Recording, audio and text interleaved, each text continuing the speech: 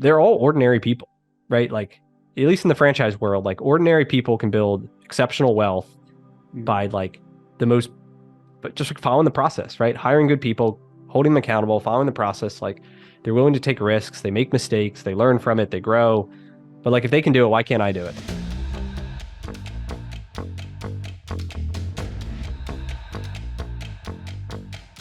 Hello and welcome to Break Free. I have created this channel to honor the people that are changing this world for a better place with their organizations. And today we have with us Brian. Brian, welcome to the show. Hey, Dave, thanks for having me. Brian, for the audience, can you tell me your full name? Where do you live and what do you do for a living? Yeah, so my name is Brian Beers. I live in the Philadelphia, Pennsylvania area, and I'm in the franchise world. I've been in the franchise world my entire life. We own and operate 30 plus automotive repair franchises. We're getting into home service franchises, and I also help people become entrepreneurs through franchising. So it's been my whole life, and I love it. That is fantastic. Now it looks like you're 29 years old. So I don't know how you're so successful, Brian. Yeah, I'm 30. I'm 35, but yeah. Okay, let's go. Let's look back at your life. The franchising business for me is fascinating. Just to give you an idea, the last full-time job that I had, I was working for a national franchise in Canada. They had over 500 stores across the country, and they were pulling in $500 million in sales. And the full-time staff, including me, were 70 people. Wow. And their profits were outstanding. I mean, they sold the company to a US corporation later on, but that's when I got involved into franchising and what it meant and how to run it. And I was just amazed at the business model because I'm all about entrepreneurial mindset. And I created this channel to encourage people to start their own business. It's not for everybody, that is not for everybody, but the franchising model is a great way to actually guarantee some success. I mean, you can still fail dramatically, and I've seen a lot of franchisors and franchisees being bankrupt. But there is a nice way to start a business if you actually follow the right path with a franchise. So let's look back, Brian. You are in high school. You're finishing high school. What was on your mind back then? Yeah, I mean, I've always been entrepreneurial in nature. I got a job as soon as I was allowed to. I liked working. I liked business. I was into software development. I was pretty good with computers, and so I did that for a while. And it was an easy way to kind of make money in technology and the cutting edge stuff. And so and then I went to college. I studied entrepreneurship. I studied music business because I thought that's what I wanted to do.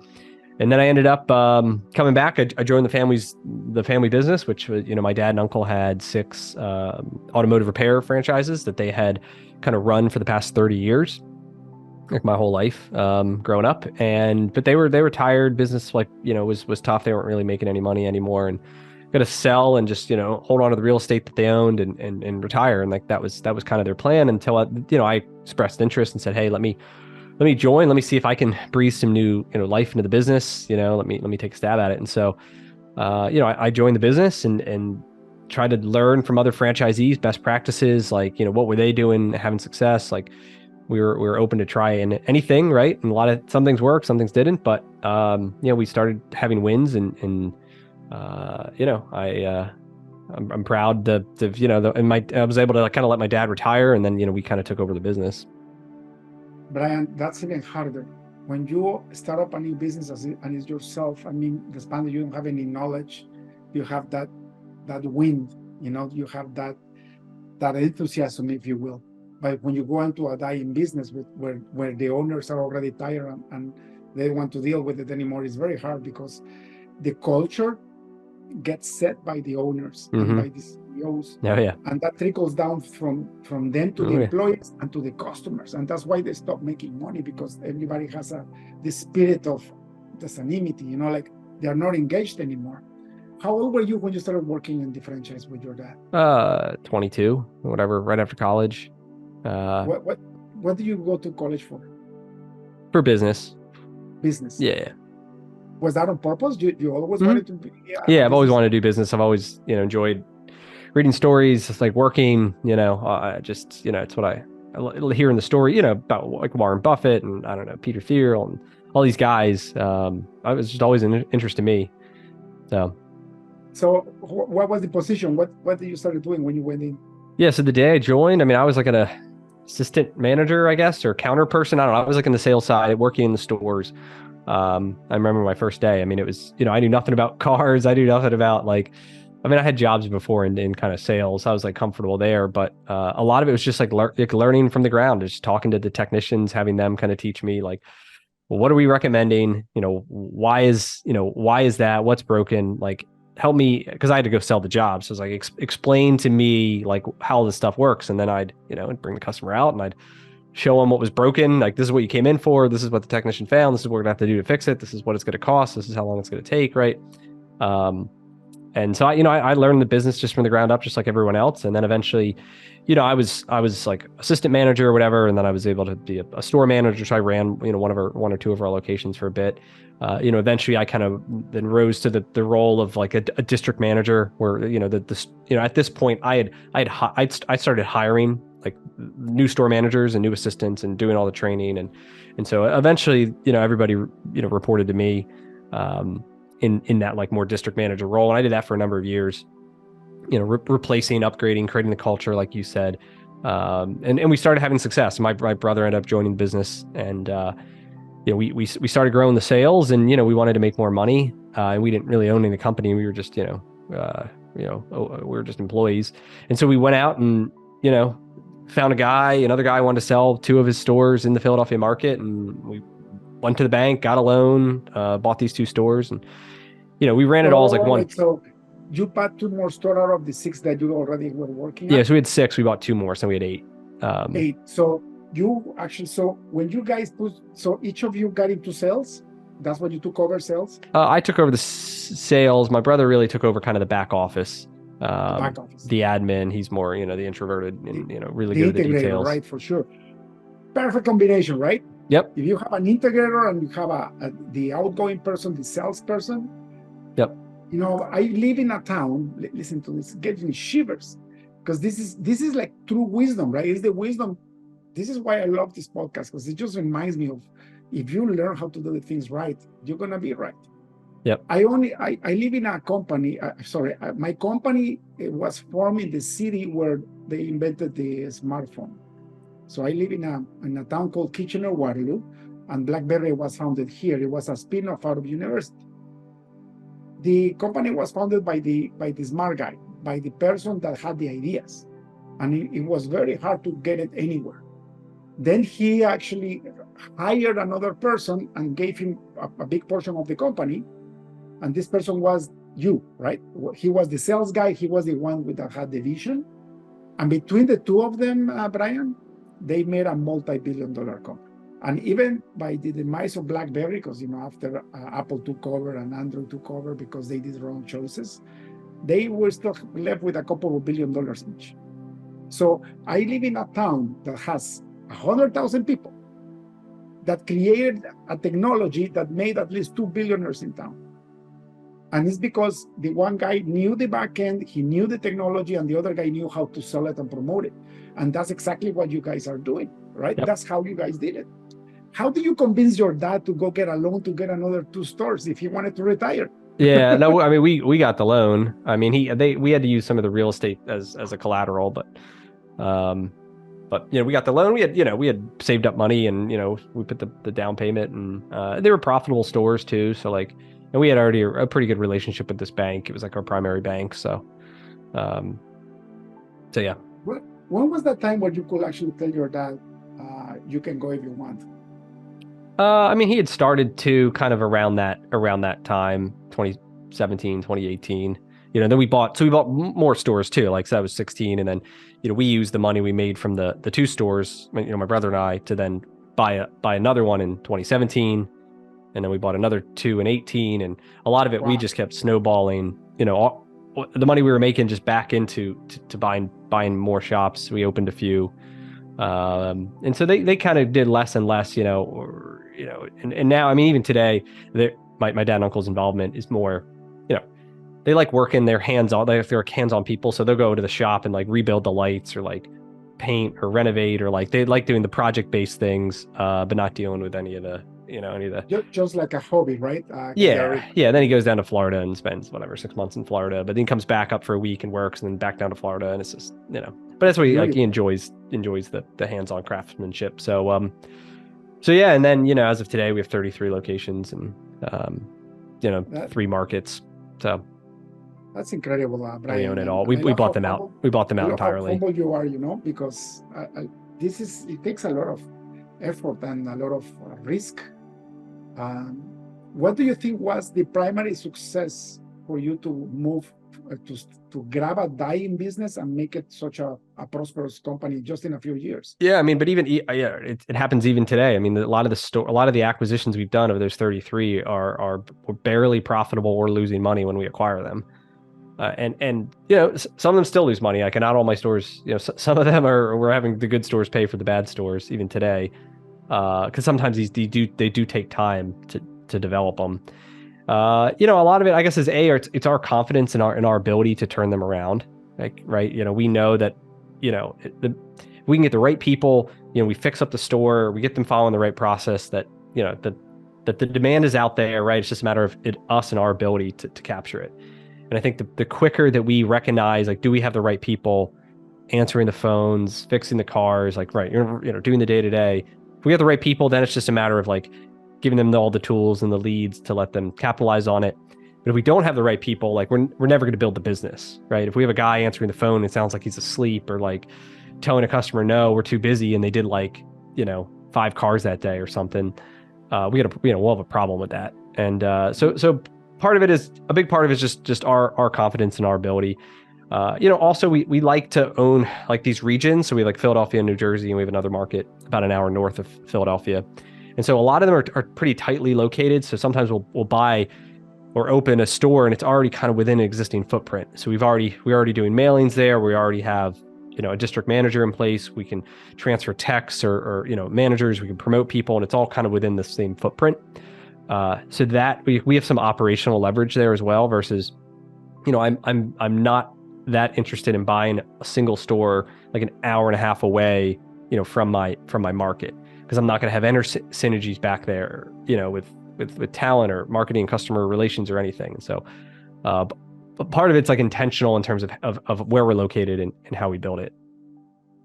That's beautiful. So first you created a formula, you made sure it worked, and then you just distribute that formula among the other stores. And right? Yep, is that pretty much? Yeah. And we have our way. There's like every franchise is different, right? But like, a lot of it, and we have a lot of control. Like, we're auto repair shops that happen to be a Midas, right? Like, it's not, because there's a wide range in skills in a technical business, right? And what you can and can't do. And so, we have our own kind of like company process now. Like, so Midas has their processes, which we like support, but then we have some very specific things that we focus on as a company that we've had success with, right? And I share these ideas with other people, but like, at the end of the day, every franchise, I mean, it's your business. Like, you decide what you're going to do. You have to live within the box, right? So for us, for example, like, we're really big into consumer financing. So like, auto repair is expensive, right? People usually don't plan for it. We have multiple payment plans that allow people, whether they have great credit or no credit, to get the car fixed today, have no money out of pocket, and spread the payments out over 3, 6, 9, 12 months, interest, potentially interest free. So once again, that is like an approved thing at Midas, and that they, like, as a country, does, I don't know, 7% of it. We do like 25 to 30% of our business is on this, like, because we have realized, like, customers who use these payment options, they visit us more often and they spend more money. So, like, creates loyalty, because we help take this large unexpected expense, we break it down into affordable monthly payments. And so it's within the box already, but for us, we have an increased focus because of the success and track record that we've kind of had with it. And so sometimes, like, that's what you'll discover as, a business owner. Hey, what's really working in your market, and what can you kind of capitalize, and then really focusing in on that thing. And so that's been a big part of our success, is having our own kind of unique version of, the like Midas process. Beautiful. Just the one differentiator can make the entire difference, right? Yeah. And also, I think you are in the right market at the right time, because a lot of people are beginning to retire. A lot of people are been running their businesses for a long time, and they just want to move down to Florida in the winter, like you said, and play some golf. And if you have this energy and you have the idea already on how to turn around these shops, there's nothing but success for you. Because I bet you, especially if it's a Midas franchise, I bet you there is people there in that business for 20 years, 15 years, that they just want to retire. Yep, Right? most of ours have been. I mean, I am the retirement plan for like 4 people right now, maybe more. Uh, like because a lot of them we've done seller financing, so they sell us and they become the bank, and so they hold the note. We make monthly payments to them, and so we've got a very good strategy and like win-win scenarios we can make in helping people get out of the business at a fair price with terms that make sense for both of us. Did you change anything regarding the lead generation, how to bring more clients into the store, or you just kept the same thing? I mean, we focus more on, like, for us, it's direct mail. So we do a lot of direct mail because auto repair is very localized, right? People like you probably go to a shop that's within a mile of where you either live or where you work, right? It's one of the two. Like, you're not going to go 20 minutes out of your way to go somewhere. You're going to go somewhere that's convenient, that, is friendly, and you trust them, and, all the other things. But convenience is a huge factor in our business. And so, knowing that, we focus on like hyper local mail. So that's big. And then, Midas, from a franchisor's perspective, has, we have call tracking metrics. So every single call is recorded, that who calls a marketing number. And so we can see how many calls we got. We can listen to calls. We can call people back. We can know how many calls did we not answer, hold times. And so we focus a ton on phone training and conversion of how do we convert more of those leads into visits. Because we can spend all the money and get the phone to ring as much as we want, but like if we can't convert those into appointments, it doesn't matter. Yeah. And so that is more of a focus for us than anything else. And that's just the beginning, Brian, right? Because I mean, for me, marketing is the starter of any business. But if your sales doesn't come through, and then if your production doesn't deliver, you're just as bad, right? But without that tap, I call it the water tap of abundance, is the marketing. Without that tap, you're dead. You could have the best mechanics, the best process in place. If nobody is coming into the shop, you're not selling anything. Yeah, and we're trying to take onus too, like to say, well, what can we do about it? Like, if the marketing's not working for whatever macro, even like, we're gonna sit around here and just like twiddle our thumbs, or are we gonna like do something about it? Like, are we call back every single customer, like thank them for the business? Are we trying to get like local fleets? Are we making the shop look like we have a sale, like balloons and banners and the doors open, and like, are we, like, what actions are we taking locally? And I think for every business owner out there, like you got to take action, like, and your guys have to take action. And sometimes I think people have this like victim mentality that like, oh, well, like, woe was me, and the marketing's not working, or this isn't working, I'm just gonna sit around here and do nothing, like, and bitch about it, versus I'm gonna go out and like be proactive and come up with a plan to fix it. And so, that's what it's all about. It's the best thing about being a business owner. It's like you can make that choice. Like, you can choose to sit around, do nothing about it, or you can choose to like come up with a plan and take action and try something new. And some of it work, some of it won't. But like, that's part of the game, And you just mentioned one of the biggest reasons why I became an entrepreneur. When I was a corporate employee, I could probably do things to help, but my hands were tied. I could only just give advice and just hope that they will listen. The management will listen. Now that I'm in business, I've been in business for over 18 years. I have actually run 7 companies, but the flagship company, we do custom software solutions for multiple verticals. And it's not easy, Brian. It's not easy. I've been in business for 18 years now with this big business with ISU Corp. And every different season brings a different challenge. But the main differentiator is that I can do something about it. Like you said, I actually have the power, the God-given ability to choose what I can do in order to turn things around. And I think it requires a little bit of faith too, isn't it? You have to start believing that whatever you're doing is going to work. And if it doesn't work, you know that you need to pivot. And what you said, playing the victim, that knowledge is just beautiful. I started another channel based on faith. I'm a Christian, and I'm talking about spirituality a lot these days. And the first thing that I address on that channel is that victim mentality. Yep. Because this is, Brian, if you look at the world right now, this is the problem that we have, especially with people in jobs. They are always the victim. Everything, the world is against them. Right. Oh, it's not about me, it's about what's happening to me. And the problem with that is that because you're delegating your responsibility to everything else, the weather, people, what they did to me in my childhood, whatever it is, you get stuck in this box. And the more you get victimized by yourself, the worse your life becomes. And then you go fall into depression, because depression is just saying, I give up. I have nothing to do to fix my situation. And that's the worst horrible lie you can tell to yourself. Yep. Isn't it? 100%. I think that's, and that's a big thing. One of the phrases I talk about myself is like, if they can do it, I can do it. Right. That like, none of this is rocket science. Like none of us were born with it. Like we just figured it out. Like I see what someone else is doing, ask them questions. How did you do that? What books did you read? Like, how did you learn? Right. And they're all ordinary people, right? Like, at least in the franchise world, like ordinary people can build exceptional wealth by like but just following the process, right? Hiring good people, holding them accountable, following the process. Like they're willing to take risks. They make mistakes. They learn from it. They grow.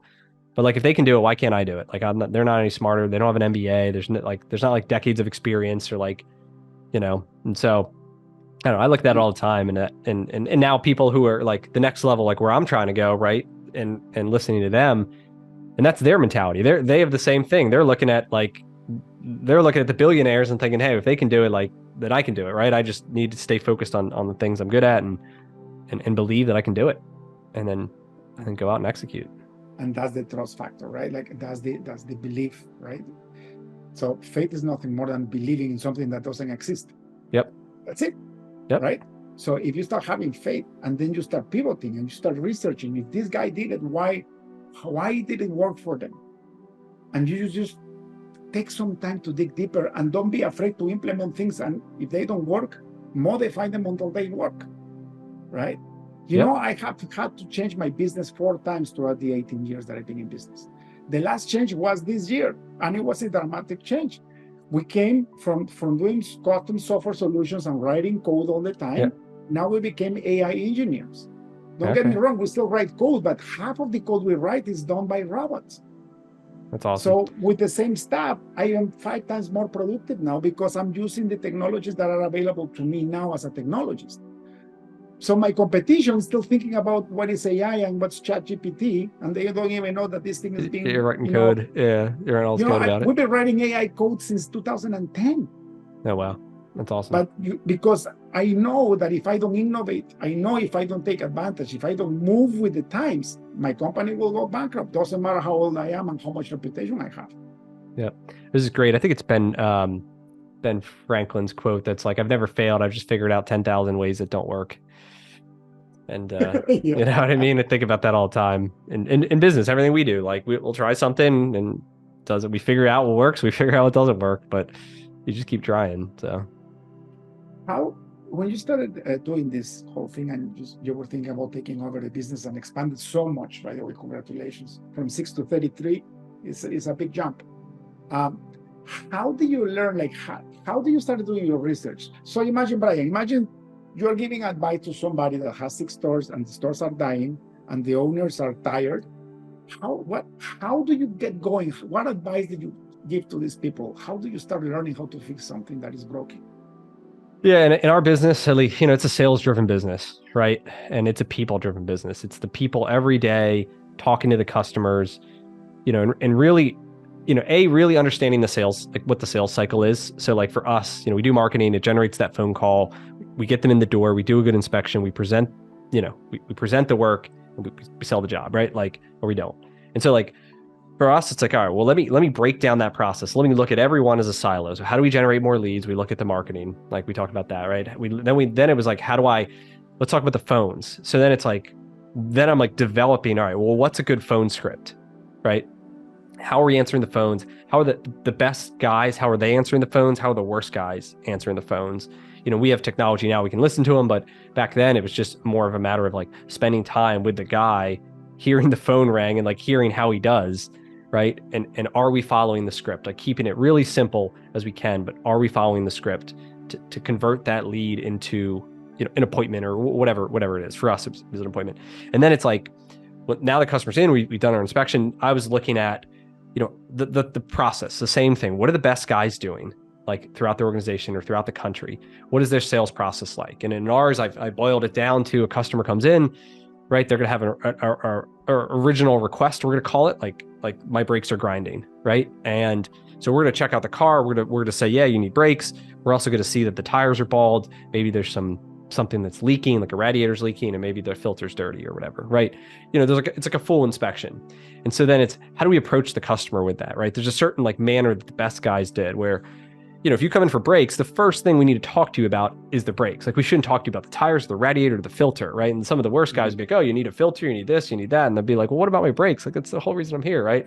And so like understanding what the sales process is, what does the best guys do? And then, designing the system to say, okay, like we're going to prioritize, customer comes in, we're going to talk about brakes. We're going to get them to commit to fix the brakes. And then once they say, yeah, I want to do the brakes, then we talk to them about, like, we compartmentalize it, right? And then we talk about the other stuff. Versus like sometimes you hit somebody with like the whole thing and then they don't want to do anything. And then you lost it all because you like, there was like too much versus like making it more compartmentalized, right?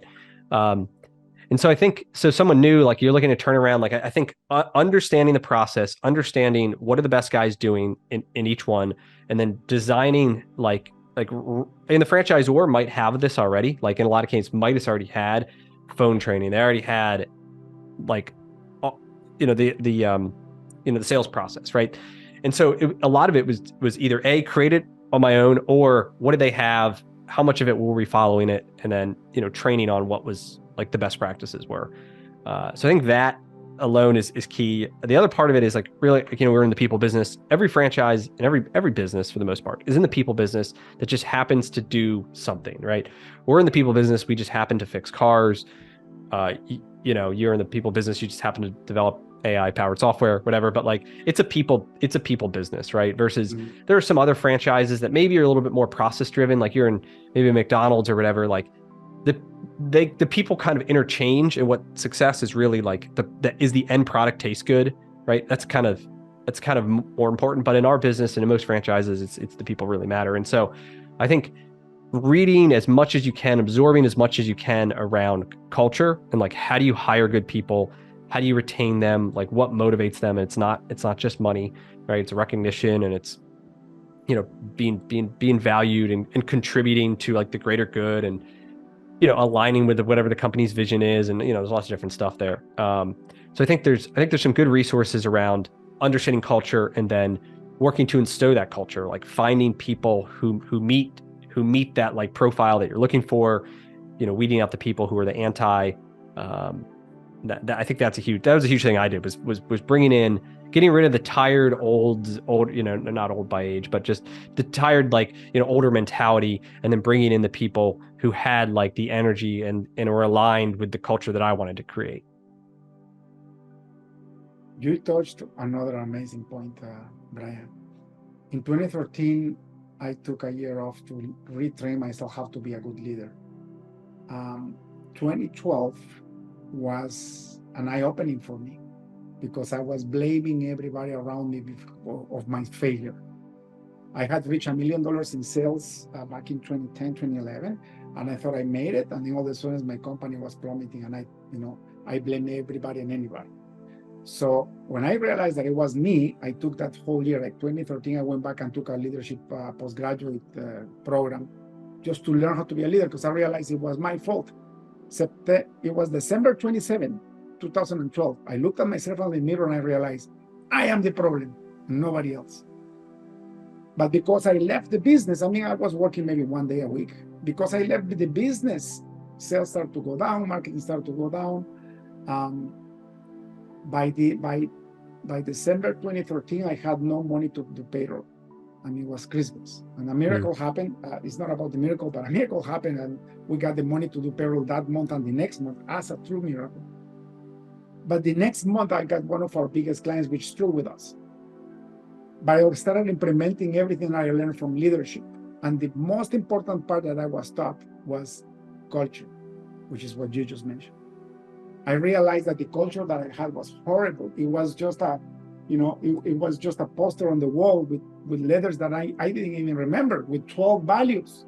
So I reduced my values from 12 to 3 values, and I started letting people go that didn't believe in those values, and I started hiring people that believed in those values. Because for me, culture is a way to filter decisions by the people when the boss is not watching. Yep. So if you do that, you're going to be prosperous. And people that think the culture doesn't matter or they don't have a culture, everybody has a culture. It's either good or bad, right? Yep. So just by implementing culture in 2014, I grew 15% in 2014. Wow, that's awesome. Just by changing my culture. And I kept growing year by year after that. And don't get me wrong, things happen and the company gets shaking again. And then I have to cut the fat out and look back at the culture and look back at marketing and sales, for example, and look at process automation. So there's always an evolution in businesses, right? What I'm amazed is that at your young age, you were able to discover so much wisdom and you implemented it so fast because, I mean, knowledge for me is not power. Is when you apply the knowledge that becomes power. You can have all the knowledge in the world, all the professors in they'd be rich. Have knowledge, but they don't have the power because they just teach the knowledge, they don't apply it to their life. Yeah. Right? Yeah. So congratulations on that for sure. What's in the future for you, Brian? I mean, a couple things. So we just signed a development agreement for it'll be 13 painting franchises. And so we pretty much bought out the entire Philadelphia market. And so, we're going to build, we think we could do really well in the home services space. There's a lot of similarities to the type of business and the type of people and the process and the things we're already doing today. We think we have a lot of leverage there. So we're excited by that. I'm also building a business where I help people buy franchises. And so I've kind of built this team. I put out a ton of content, primarily on Twitter. I also have a podcast.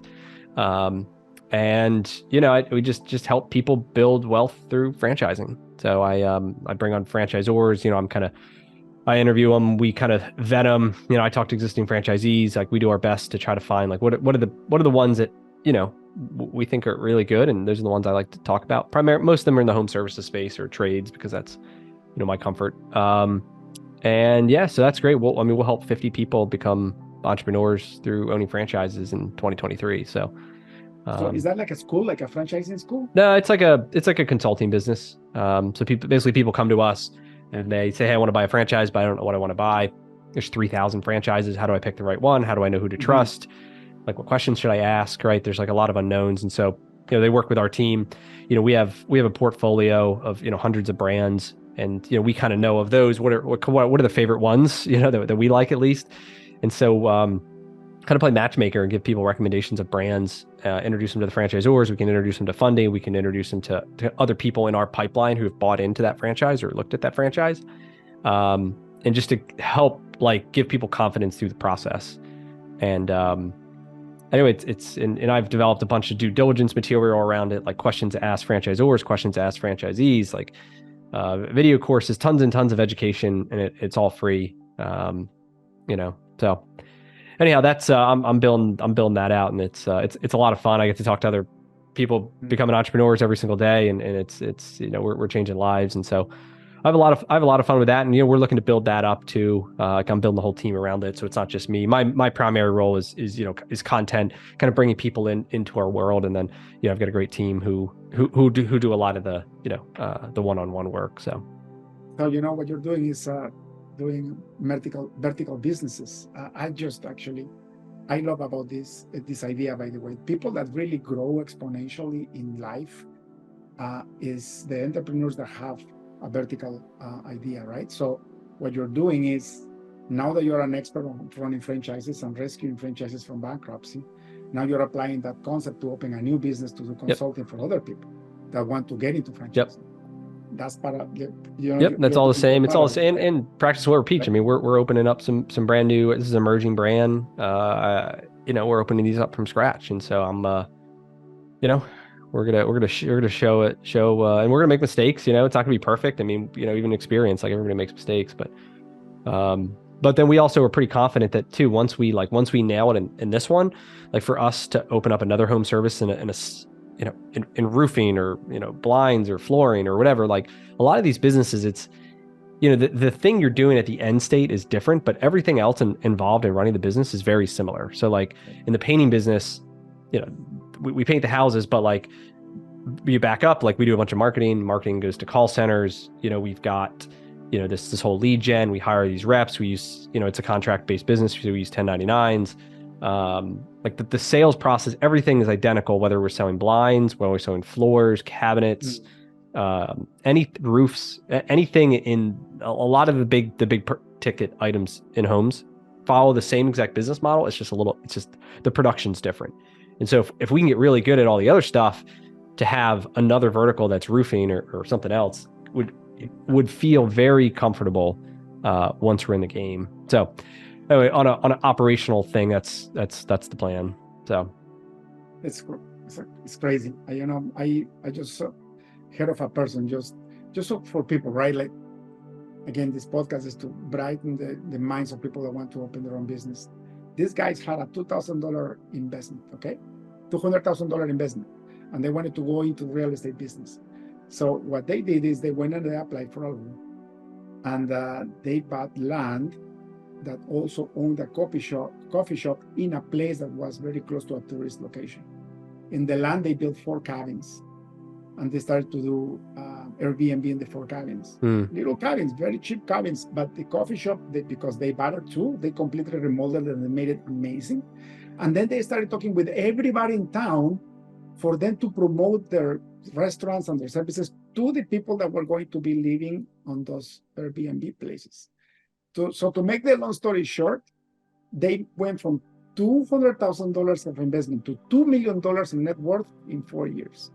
Yep. Just by doing vertical businesses. Yep. It's all about the value you create, right? And the more value you get paid in correlation of the value you create, or the number of people you help, the quantity of the size of the problem, right? And so they created a ton of value, and that's how you build wealth.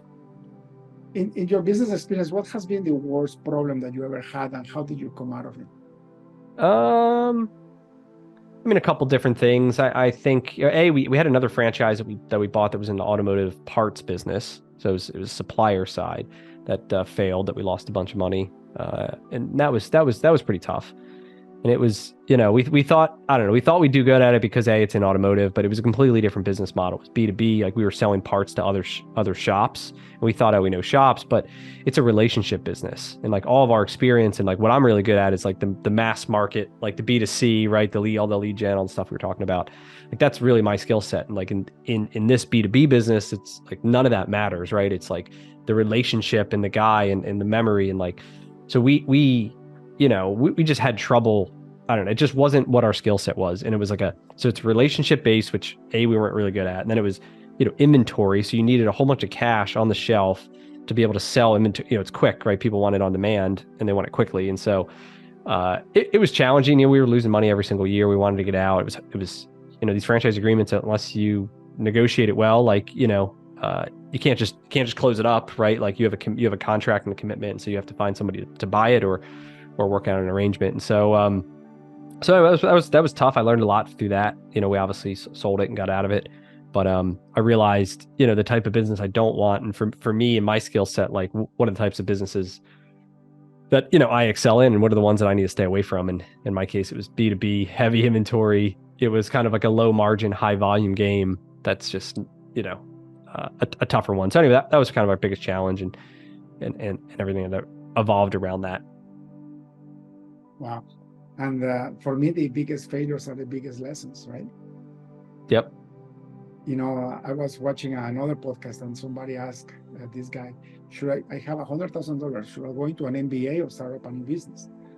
And the mentor told him, get the $100,000 to start a new business, because that's going to be the best MBA you can ever have. Because even if you go bankrupt and you lose the $100,000, the lessons you're going to get is going to make you a multimillionaire.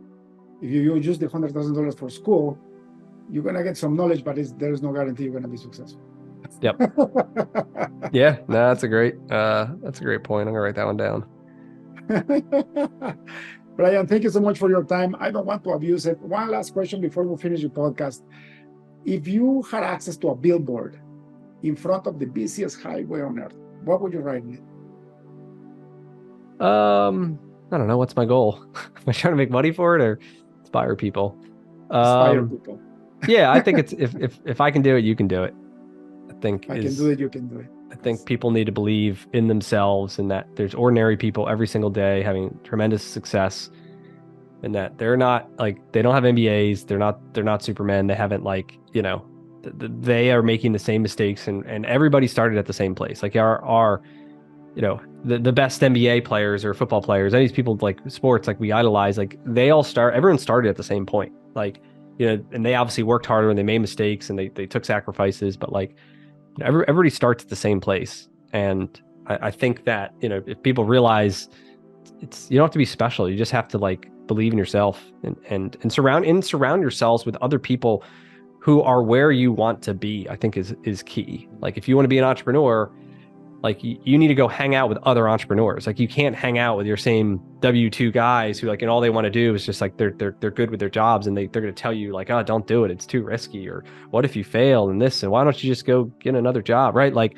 that person's not going to help you get to where you want to be, as compared to hanging out with other entrepreneurs and investors and people who were exactly where you were and have surrounded themselves with successful people. And they will coach you and help you, and like, if they believe in you too. So anyway, if I can do it, you can do it. And the side note is like, I think to surround yourself with other like-minded people is huge. For sure, Brian. Thank you so much for your time. If people would like to find out more about your franchising, advising business, or if they want to start doing business with you or just learn more about you, where can they find you online? Yeah, I mean the three biggest places. Number one is Twitter, just at Brian Beers. I'm very active there. I'm also on LinkedIn with a lot of the similar content, same name. And then I have a podcast, Business with Beers, where I bring on franchisees, franchisors. I talk about myself scaling our business and lessons learned and all that stuff. So those would be the three best places to go and find me. Wonderful, Brian. Thank you so much for your time. God bless you. This is your home, so you can always come back whenever you like, and a wonderful rest of the week. All right. Thanks, David. Have a good one. That's all for today's episode of the Break Free Podcast. Head on over to iTunes and subscribe to the show. Starting your own business can be tough, but it doesn't have to be. Visit davidmansilla.com to pick up a copy of the #1 international best-selling book, Breaking Out of Corporate Jail. Expand what you consider to be possible and reach your full potential. And join us on the next episode.